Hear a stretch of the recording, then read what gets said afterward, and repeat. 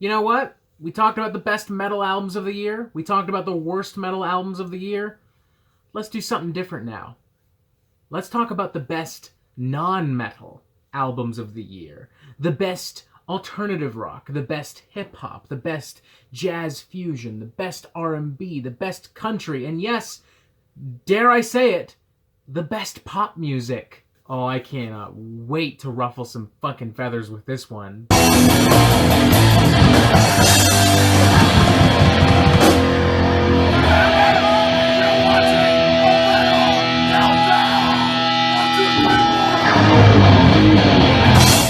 Contrary to what some metalheads would like to believe, there are indeed other styles of music besides heavy metal. No, why would you say that? That's all poser music. Wah! I know, pretty unbelievable, but it is indeed the truth. So today, for this particular video, our goal is to talk about some of the best non-metal of 2020. So if you came here hoping to talk about your favorite Norwegian black metal records, your favorite underground death metal demos that all sound the fucking same, too fucking bad. Go somewhere else. If that's what y'all want to do, go say hi to Music of Destruction, or whatever the fuck his name is nowadays. Y'all know who I'm talking about. He used to be the Underground Metal Gamer, and now he's under a different name because HAIM fucking eviscerated him. I'm getting off topic. The point is, we're not talking about metal today. While the genres themselves may be different, the rules as to how I arrange this list pretty much remain the same. I will be talking about all of these albums in order of release. So the albums that came out at the beginning of the year, like January, February, March, we're going to talk about those first. Whereas the albums that came out in October, November, and December, we're going to talk about last. First off, I have some honorable mentions, some albums that I thoroughly enjoyed, but unfortunately just did not make the final cut. The first of these is possibly a weird choice. This is where I might immediately lose some of you, if I haven't already, but it's the official soundtrack to the Warner Brothers and DC Comics film, Birds of Prey. I am not joking one fucking bit. This album is littered with some absolute fucking bangers. A great, slick, glossy, sexy production, really inventive and diverse and eclectic songwriting across the board, featuring some mega hit names in the world of pop and hip-hop right now, from Doja Cat to Megan Thee Stallion to Halsey. These songs are consistently ridiculously catchy, engaging, super fun. I really don't know how to explain it, but it's genuinely kind of hard not to be kind of fucking pumped when Boss Bitch comes on. I really don't know how to explain it, and I'm probably in the minority, but god damn it, that's how I feel, and I'm not gonna gain anything from fucking lying to y'all, so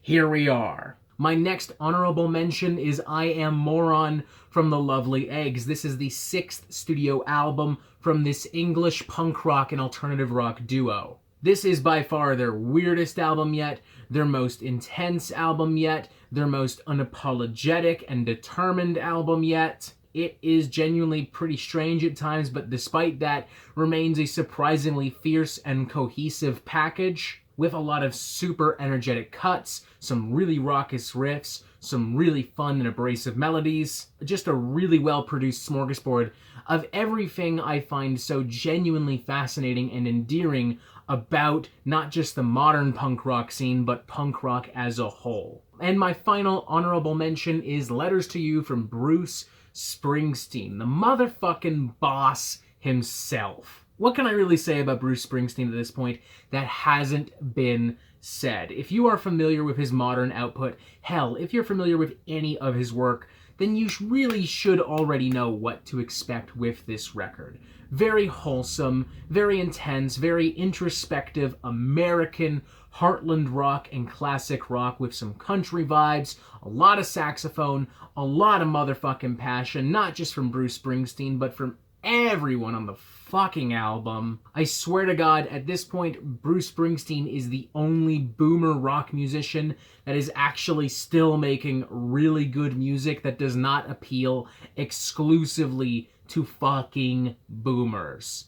Booyah, we got that out of the way. Now let's start with my main list, and let's start specifically with It Is What It Is from Thundercat, released April 3rd via Brain Theater. I've been a big fan of Thundercat's particular fusion of jazz, fusion, hip-hop, R&B, and electronic music for some time now. It is consistently very lush, very ambitious, very progressive, and very entertaining. And while it is what it is, isn't quite as gigantic and ambitious as his previous record, Drunk, it is definitely a much more polished and cohesive record. It is simpler, it is leaner, it is more accessible, with some of the most polished songwriting and songcraft I think we've ever seen from Thundercat. His bass work, as usual, is fucking otherworldly. It's genuinely kind of hard to believe that Thundercat is a human and not a fucking alien from another fucking dimension. But that was obvious, of course. There's no arguing that that motherfucker can play like a motherfucker, and if you are going to argue that he can't, then you've clearly never heard the motherfucker. For that reason, I find myself somewhat more fascinated by the rest of the musicianship, the production value, Thundercat's own vocals, which I think have vastly improved on this thing, and a lot of the guest spots on this record as well. And I especially like that Thundercat hasn't compromised his nerdy, tongue-in-cheek nature, noticed on songs like King of the Hill and Dragon Ball Durag. Yeah, I love this album. I feel like it's the most honest, expressive, and transparent portrait of Thundercat as a musician, as a human being that he has ever delivered to us. And while it may not be the #1 album on this list, I think there's a strong case to be made that it is the best jazz fusion or R&B record of 2020. Next up, we have Fetch the Bolt Cutters from Fiona Apple, released April 17th via Epic and Clean Slate. This album sees Fiona Apple at her most transparent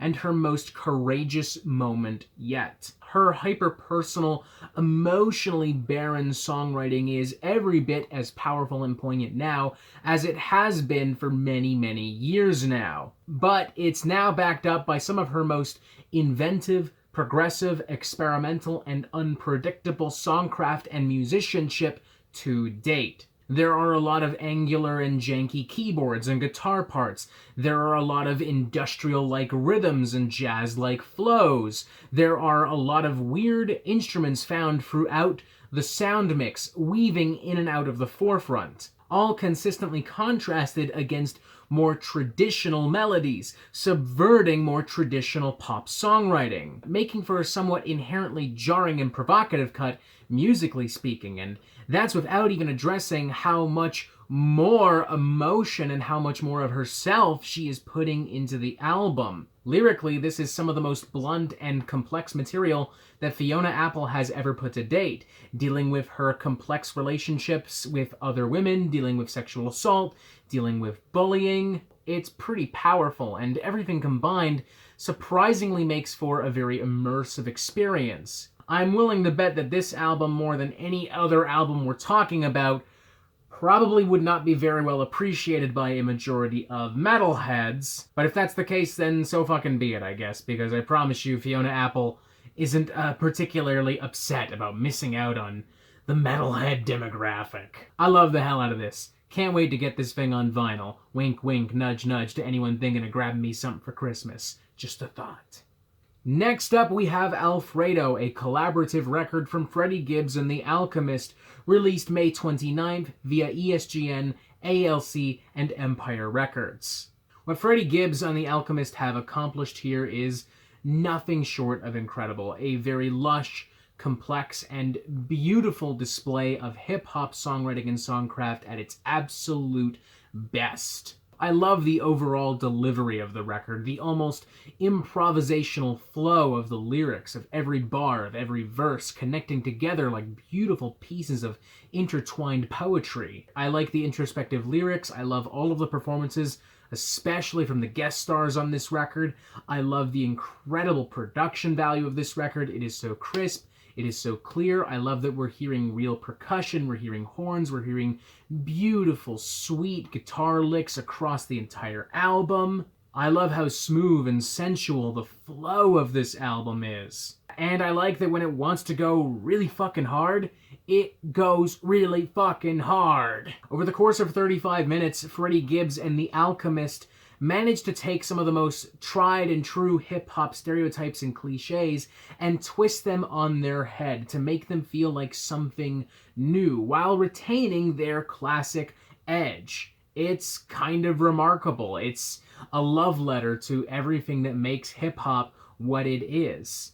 It's kind of remarkable. It's on par with like seeing a master chef try to recreate something as simple as a grilled cheese sandwich or a hamburger or a fucking Alfredo pasta. No pun intended. Okay, pun semi-intended, but that's not the point. One of my favorite albums of the year, regardless of genre. For a while, it was my #1 favorite non-metal record. It isn't anymore, but hey, nothing wrong with Silver. Nothing wrong with fucking Silver whatsoever. Next up, we have RTJ4 from Run the Jewels, released June 3rd via EMP and Jules Brothers. For about a decade now, Run the Jewels has been putting out some seriously exciting and engaging music. Consistently heavy, consistently provocative, consistently emboldening our rage and our frustration through glorious modern hip-hop with old-school mentality and a whole lot of piss and vinegar. And RTJ4 sees Run the Jewels at their most refined and rebellious moment yet. Absolutely unapologetic. This is the kind of hip-hop that actually could start a real motherfucking mosh pit if given the chance. This is hip-hop you light a cop car on fire to. This is hip-hop you start a fucking protest march with. Consistently unloading on some of the spiciest issues today, from our incredibly divisive political climate to systemic oppression and racism to police brutality. There's a very fiery, pissed off, and impatient spirit to this record that reminds me of some of the most provocative and powerful material from groups like Public Enemy and NWA. Whereas Alfredo was more interested in bringing old-school hip-hop mentality into more lush and beautiful territory, RTJ4 is more interested in bringing old-school hip-hop mentality into the utterly chaotic world that is 2020. It's powerful, it's poignant, it's pungent, it's ever so fucking nasty, and one of the best hip-hop albums of the year. And that's saying a lot in a year that, as you can already tell, is cram-packed with some pretty good fucking hip-hop. Next up, we have Women in Music Part 3 from HAIM, released June 26th via Columbia Records. I can very honestly say with all my heart that this is the most I've genuinely enjoyed a pop album in a long time. It's not quite as edgy or bombastic or over the top as a lot of other pop music we've heard in 2020, and for that matter in recent years, holy shit. Instead, Women in Music Part 3 takes a much more simplistic and laid-back approach to pop songwriting, bringing in influence from soft rock, from jazz, from funk, from 1990s R&B, female performers and songwriters like Sheryl Crow, Stevie Nicks, Beyonce, and bringing it all together into a rich, milk chocolatey smooth package, emboldened by guitar-driven songcraft and really great production value. The end result is very catchy, very light, very accessible, very heartwarming, very genuine. You really do feel the heart and the soul of these women consistently through the record. It makes for such a nice and rustic experience. This is an album that you play at family dinner. This is an album that you play at a barbecue. This is an album you play laying out in the field with a loved one, eating chocolate-covered strawberries and pretending that the world isn't on fire for 5 minutes. It's just so genuinely nice, to the point where if I ever met somebody who genuinely detested this album, I would have to assume on some level that they're just a really cold and bitter person. Definitely give this thing a shot. If at any point on this record you find yourself not snapping your fingers, not genuinely enjoying yourself, humming along, honestly, you might be kind of evil. Just saying. Next up, we have Sex, Death, and the Infinite Void, released July 31st, via Roadrunner Records. Creeper is still a relatively young band. They've only been kicking around for a couple of years, and this is only their second studio album. But, my god, the size, the scale, the ambition, the weight of this album is just utterly remarkable, and it sets them up to become in my opinion, quite possibly the next big band in rock music. Their sound is a wild fusion of pop punk, garage rock, glam rock, horror punk, sounding like the flamboyant mutant freak child of The Cure, David Bowie, and My Chemical Romance. Cram-packed with outrageously fun arena-sized melodies, bouncy guitars and keyboards, and emboldened by a surprisingly inventive and powerful little concept. As the album tells the story of an angel who falls to the earth and eventually from grace as he experiences love for the very first time. Think something on par with the rise and fall of Ziggy Stardust, but with more romance and less sci-fi. The result is just so utterly and infectiously fun from start to finish. Every riff hits, every melody soars, and every single song is a legit fucking banger. It's immersive, it's easy to follow despite being so progressive, despite being so story-heavy even at times. And it's definitely one of the most unique and original rock albums I've heard coming out of the mainstream in quite some time. I mean, finally, a mainstream rock band that isn't just some boring one-dimensional indie band or a fucking Led Zeppelin knockoff. Finally, somebody with, like, some actual fucking vision, with, like, integrity and a unique idea that they can actually flesh out and materialize into something substantial. Fucking finally! Definitely check this out if you haven't already, if only for the purpose of cleansing your palate of the incredibly dry and lackluster and generic mainstream rock dribble that is existing out there right now. Cough cough Machine Gun Kelly, y'all seriously lost your mind over the most generic pop-punk record in recent memory. Cough cough. Whew! Man, I gotta get that checked out. Next up, we have Imploding the Mirage from The Killers, released August 24th from Island Records. Look, let's all be entirely honest with ourselves here. At this point, it's pretty fucking clear that The Killers are never going to make an album better or even as good as Hot Fuss, their debut album. It's just not gonna happen. And I don't say that with any disrespect towards the band. I say that because I think people hold that against them. I think The Killers kind of have like a little bit of a master of puppets syndrome going on here, where people are just like, wow, this is an amazing record. This is good, but it's not as good as this record, and therefore it's bad. And I think because of that exact mentality, Imploding the Mirage kind of got kicked to the dirt a little bit. Almost outright ignored by the rock and alternative music communities. And I don't really understand why, because yeah, maybe it's not as good as Hot Fuss, but holy fuck, it's still pretty damn good. Their signature fusion of new wave, post-punk, indie rock, and heartland rock is still so exciting, so catchy, so immersive. This album is easily the biggest thing they have made in a very long time. A lot of lush soundscapes, a lot of gigantic atmospheres and walls of alternative dreamy noise, synthesizers, keyboards, wailing guitars, beautiful anthemic choruses. It's just such a well-crafted and genuinely pretty record with, I would argue, some of the band's most entertaining songcraft ever since Hot Fuss. Don't listen to fucking Anthony Fantano on this one. This is a fucking great record. Check it out if you haven't already. Next up, we have Flowers of Evil from Ulver, released August 28th via House of Mythology. That's right, the Norwegian black metal crew turned experimental rock and synth pop group is back with their 12th studio album, Flowers of Evil. And I know people say this a lot because Ulver consistently make great music,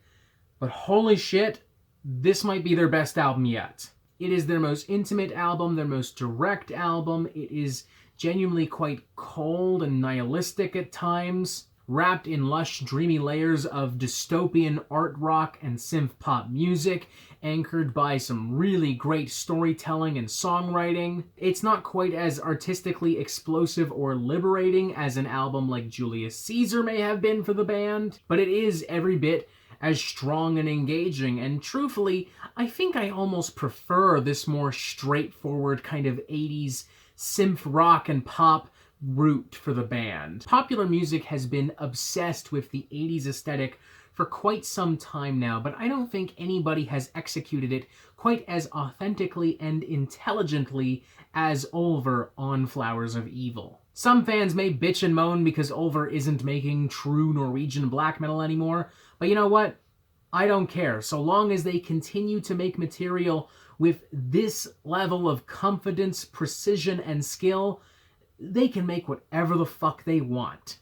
Next up, we have Ultramono from Idols, released September 25th via Partisan Records. Idols is definitely one of the most exciting bands to emerge from the modern punk rock scene, borrowing elements from all across the punk rock spectrum, from 1970s English punk to hardcore punk to post-punk to more modern alternative rock and indie music, and bringing it all together into a very muscular, bloodthirsty, but surprisingly progressive and intelligent little package. With Ultramono, I believe, being their strongest record yet, conceptually, musically, and aesthetically. Ferocious and visceral from start to finish, raging against class warfare and ego politics and toxic masculinity, and their own issues surrounding their newfound fame following the success of their previous studio album. They sound as if they are literally ready to go to war with the planet Earth and its inhabitants itself, single-handedly, with super beefy riffs, cutthroat rhythms and percussion, with some really honest and gnarly vocals which, truth be told, almost remind me of the glory days of punk singers like Johnny Rotten, which is appropriate in some sense because I feel like Idols at this point is like the long-lost fusion between the Sex Pistols and Public Image, but for the modern era. This album represents punk truly at its most modern point yet, and definitively establishing Idols as the punk band of this generation. And finally, this brings us to Visions of Bodies Being Burned from Clipping, released October 23rd via Sub Pop. Ah, man, where do I even start with this gnarly motherfucker of a record? Well, first off, I'll just let y'all know, this is my favorite non-metal album of 2020, and one of my favorite albums of the year in any genre, period. Like, top fucking 5. For the last few years, Clipping have been one of the most consistently invigorating and unpredictable acts in experimental and underground hip-hop, with spastic and terrifying songcraft pulling influence from industrial, horrorcore, noise music, avant-garde, led by one of the most underrated and underappreciated lyricists and performers and frontmen of our fucking time, Mr. Daveed Diggs. And yes, before somebody asks, that is indeed the same Daveed Diggs from Netflix's Snowpiercer, from Blind Spotting, from the original Broadway run of revolutionary hip-hop musical Hamilton. And this album sees Clipping at their most provocative and bloodthirsty and explosive moment yet. For the first time ever, I found myself being genuinely kind of spooked listening to a hip-hop album, thanks to the consistently inhuman performances from Daveed Diggs, the incredibly dark and schizophrenic production and songcraft. Whereas their previous album, there existed an additional blood-pulled influence lyrically and conceptually from real-life horror and violence, this one pulls more influence from fictional horror and violence. There are references and homages to Candyman, Halloween, Scream, Scarface. As such, the album bends and twists the rules and the stereotypes of classic horror, of slasher films, of mafia films, and uses all of it alongside their usual musical buffoonery to create a genuinely terrifying and cinematic sonic landscape of epic fucking proportions. It is very bizarre, very chaotic, but remains very immersive to the point of being genuinely fucking infectious, addicting even. What more can I say? It's an incredible record, a truly one-of-a-kind experience, my favorite non-metal album of the year, and one of my favorite albums of the year in any genre whatsoever. And that's it for me, I guess. Oh my god, we talked about so much music. That's amazing. If by chance you actually stuck around to the end of this and didn't immediately slam the dislike button the moment you learned we wouldn't be talking about metal,